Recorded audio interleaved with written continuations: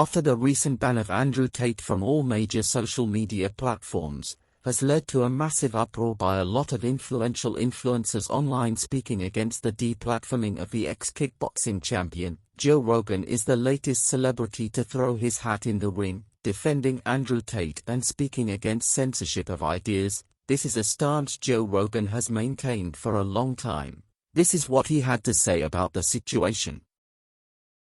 Fucking, they warned me. Somebody likes you there because at least you're not Andrew Tate. Like Ooh. they seize his assets. They seize his Well, financial because banking. he was saying things about women that he was saying that, like, what did he say that specifically got them triggered? Because Well, it was basically saying massage. Look, he plays, part of it is like a character, and part of it he's a legit world champion kickboxer who's a hard man. So I was telling these guys. Who doesn't buy any pussy bullshit. And that's what's resonating with young people. And he's also pro-Trump. The worry is that he is going to, the kids are going to listen to him because he's big on TikTok. My 12-year-old and my 14-year-old asked me about Andrew Tate. And my what'd you say? 14-year-old What'd you asked say? me, I said he's a legit world champion kickboxer. I go, I like him a lot. Why do you like him? And I was asking him. And they said he says a lot of funny stuff on Twitter and TikTok. It's the TikTok thing, because the TikTok algorithm.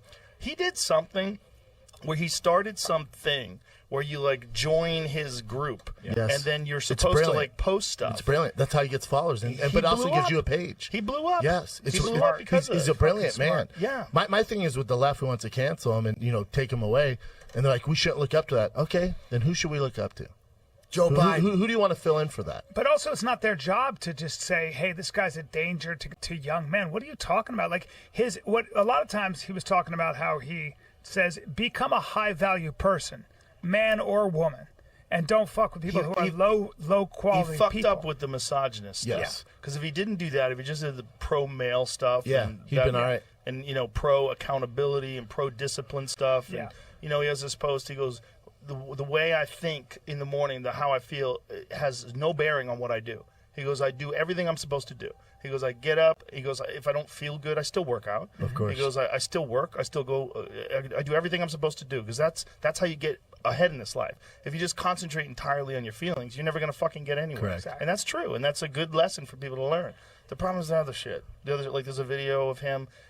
I don't know what the context of the video is. He's like hitting that girl. No, that was consensual. And by the way, but what was it? She came out and said they were both into this role playing shit. So both of them, she came out and she was like, "That's what we're into." Out of context, though, like I'll be honest, me and Bert Kreischer were doing a companion. I didn't see it, and it just came out. Me and Bert watched. And I was like, Jesus Christ, what's he doing? We didn't have context. I'm like, that ain't good, man. He's fucked. But then once you realize she comes out and she's like, no, hold on. That's what we're into. That we both agreed to that. Yes. It's like, well, to each their own. If that's what you want to do. Right. I now, don't agree why with is it. that bad? But there's all these videos that I've laughed my ass off at dudes ball gagged, like CEOs. I've not seen that. Tied behind their back, or getting their nuts kicked. their nuts kicked. Yeah, that's okay. That's somehow or another okay. Exactly. But it's because the guy is the powerful one. Correct. And the guy has allowed the woman to do that to him. Yep. Whereas the woman just seems like she's getting beaten She has no up. choice. Yeah. Yeah. But she said she had a choice, apparently you're saying. That's apparently what I'm hearing. Yeah. She came But out. some of it was a lot, even for. But still, he should still have a voice. Isn't that one of the things you do when you're trying to push the envelope? You fuck up and you say things you shouldn't have said. Correct. And this is the thing about, like, trying to be controversial and trying to get a lot of eyes on. Although Andrew Tate is undoubtedly a hot topic on many podcasts and in the media, he is frequently discussed negatively.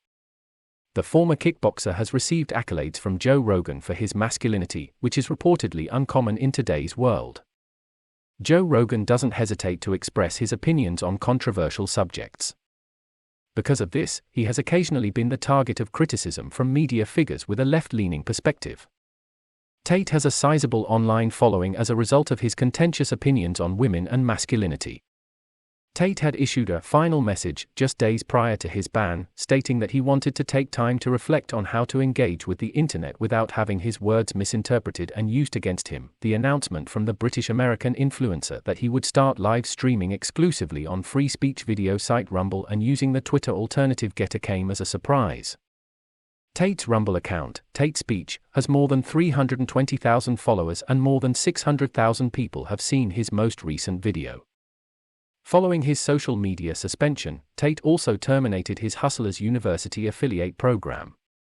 After the YouTuber won 2 boxing matches on Saturday night, KSI challenged him to a fight. All this goes to show despite his ban, Tate still maintains mass popularity among the male demography. Joe Rogan's defense of him further exemplifies this. What are your thoughts on what Joe said? Drop your comments below.